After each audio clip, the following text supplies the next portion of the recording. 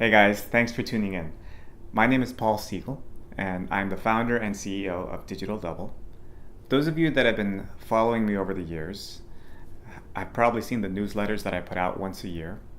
So with this video, that's going to come to an end. Instead of doing the newsletters, I'm just going to be putting out a video. Hopefully that'll make it a little bit more engaging and entertaining to watch, and I'll be able to get through these ideas and these recaps on things we've done a little quicker.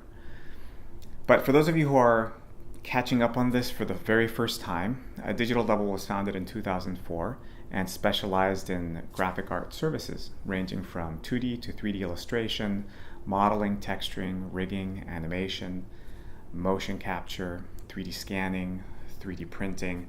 I mean, we really spanned the gamut of what it means to create digital doubles of things, whether that meant taking things from real life and capturing them digitally and putting them into a digital space, be it for pre-rendered graphics, real-time, augmented reality graphics, or going the other way around and taking a digital entity and duplicating in real life through 3D printing. So this was sort of, in a nutshell, what the company was attempting to do.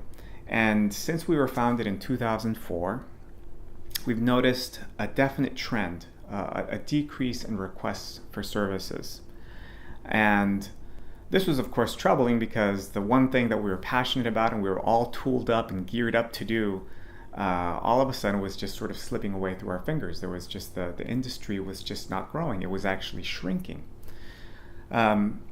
The truth of the matter is, though, that it hasn't been shrinking. It's been exploding and growing tremendously, but mostly in other parts of the world. That has much to do with the fact that we've been outsourcing as a country a lot of our work overseas.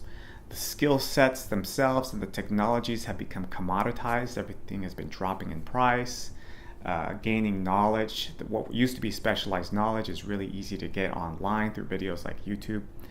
And so in order to the way we reacted to this was, well, we need to figure something else out to keep the company going. And so what we did was we shifted our mindset, just a totally different paradigm shift to how we were going to use the tools that we had, how we were going to use the skill sets that we had to continue the company going. And primarily what the change in focus was, instead of producing other people's products, let's produce our own products and put those out into the world, see what happens.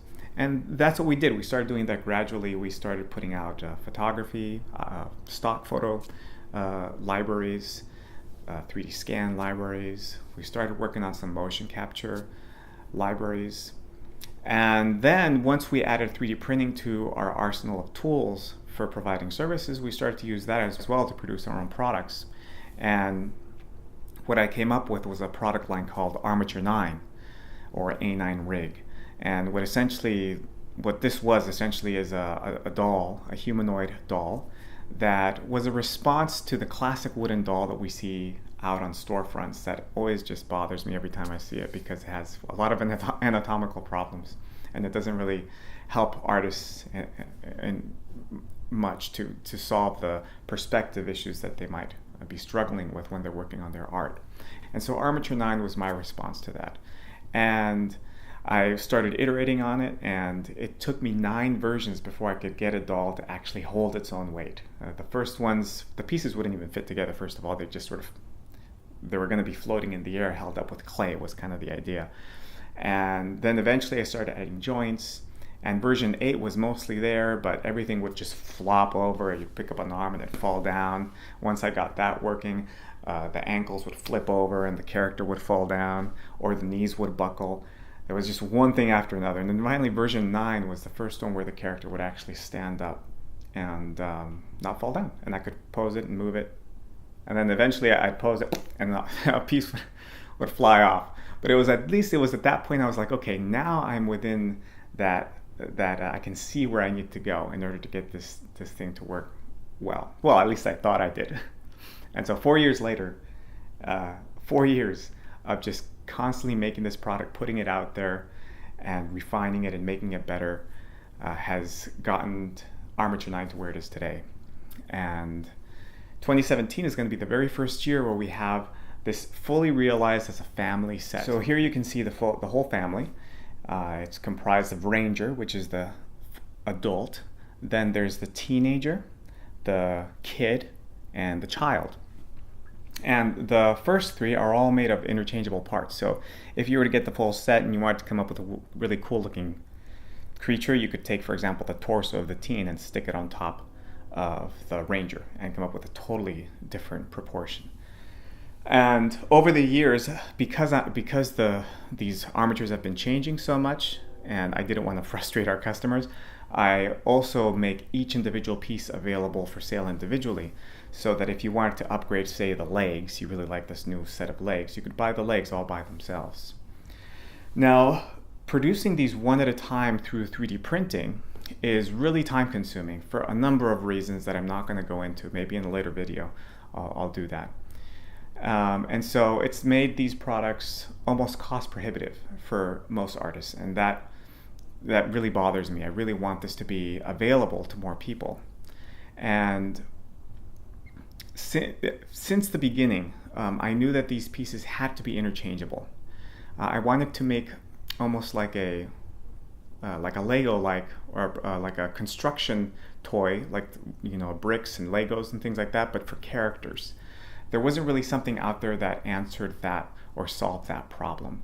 And so I figured this was a great opportunity to try to solve that. And so as you can see here, you can create 3 completely different proportional sets of characters, all using the exact same piece design. And that was foundational to the design philosophy. The other thing that was important is that these be able to achieve every pose humanly possible, and no doll out there to this day is able to do that. And the third criteria was that you should be able to achieve those poses and hold those poses. So no matter what pose you get the character into, the pieces should hold and not flop over or swing or drop. And so that was a really tough problem to solve, and there's a number of interesting things that are happening that make that work. But what I want to do now is I really want to take this to injection molding. That's going to reduce the costs substantially and allow us to really open up the market. So here's an example of what that might look like. And this is a small bucket. It has enough pieces to make maybe 3 or 4 of these. And this bucket we're allowing you to pre-order now for $70. So if you think about it, $70 for 3 of these characters, which are currently sold at $190 each. So you're looking at a substantial price drop by investing in one of these $70 buckets of bones. We also have a bigger bucket where you'd be able to make more than 10 of these.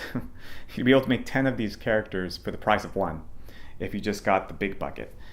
And so I really want to take this opportunity to get the word out there, because the campaign ends in, I don't know, it ends on January 7th. So that might be a day from now if you're watching this on January 6th. So if you're catching this video in time, I would really like to encourage you to go to our Indiegogo page. The link should be on the description below, and give us your pledge. And something else we're doing is, if you pledge on the campaign on any tier above $30, you will get access to a 25% off sale for our wooden series of products. And that's regardless of whether we make our goal or not. So that's just a way to incentivize you to participate, to become engaged, and give us your pledge. So that's really where I want to take the company. Digital Double is now turning into, if you guys help us out, it's going to turn into a toy company, a really exciting kind of a toy company, something that we've never really seen before. And it solves a lot of problems. It stimulates a lot of creativity. I've tested these bricks, these little bones, with kids, and they love it. They just become completely engaged and enamored with it.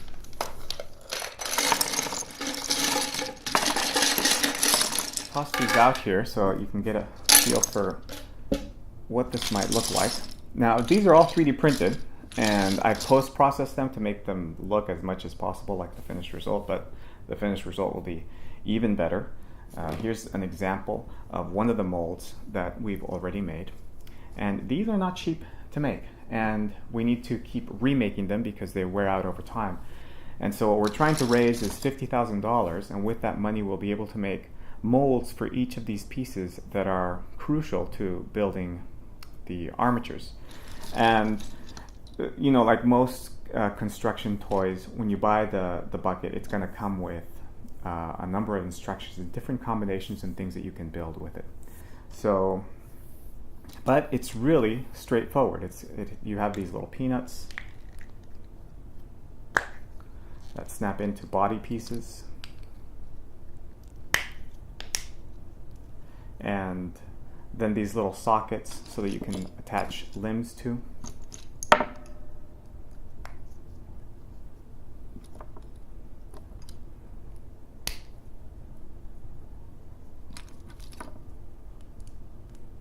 Now these look kind of rough because they are 3D printed, but there's a limb, and I can just attach it. Right. And I can change the proportions. I can just add more body segments if I really want to make a really long and skinny character, like a dragon or a centipede or anything you want. And you can take leg pieces and combine them with arm pieces. The pieces are really interchangeable, and so what you can come up with is really limited only by your imagination. The beauty about this whole design is its simplicity and its effectiveness.